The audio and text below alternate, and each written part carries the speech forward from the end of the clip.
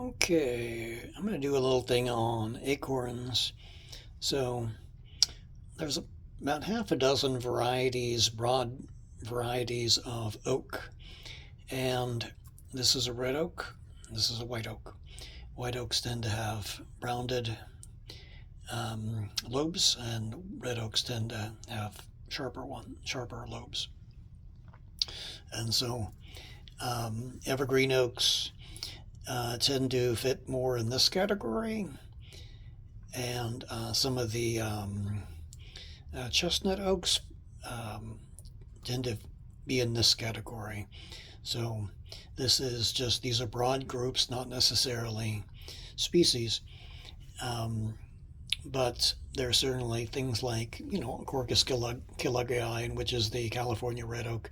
So it has these characteristics. So red oaks tend to be high in tannins, so it is very nasty to try to eat one of the acorns. White oaks are slightly less bad, but what you do with even white oaks, you'd soak them, you actually deshell them. So here's two acorns, and this one's split in half.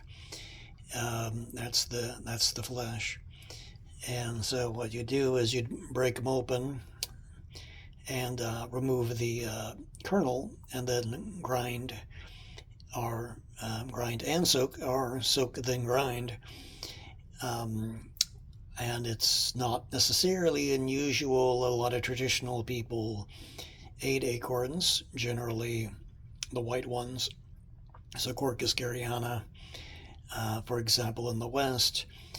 Regardless, this is actually Quercus, I believe, alba, this one. And so a lot of soaking involved. You'll get a lot of tannins, so the water will be brownish. And then you process as a flour. But anyway, one of my points is that oaks with a lot of tannins in them tend to mature or grow late. So spring, early summer is when you'll see them sprouting. White oaks tend to start germinating very rapidly after falling. So the evergreen oaks, like Virginiana, those actually will germinate within weeks, if not days, after falling out of the tree.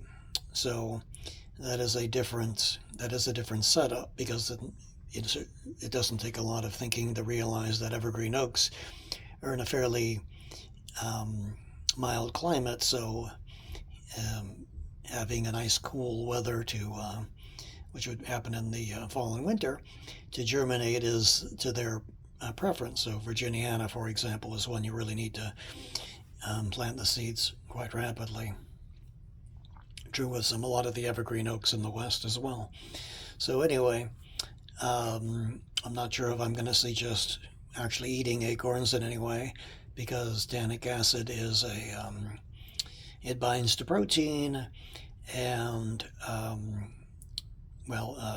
preserves them, damages the edibility of the protein, the usefulness of the protein.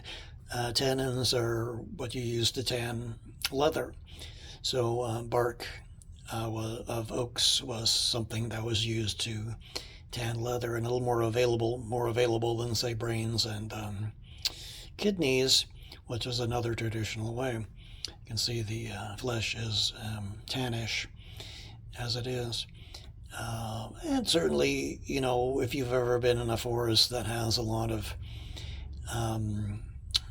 humus and whatnot, you'll notice that some of the streams run kind of brownish, and that's the tannic acid, and that actually hinders a lot of organisms like fungus and bacteria and whatnot. So there's actually fish in the Amazon that prefer that as a habitat, the discus for the tannic stained water.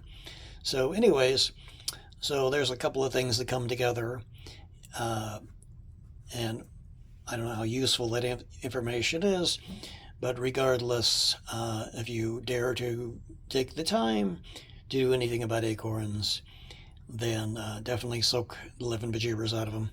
So there you go.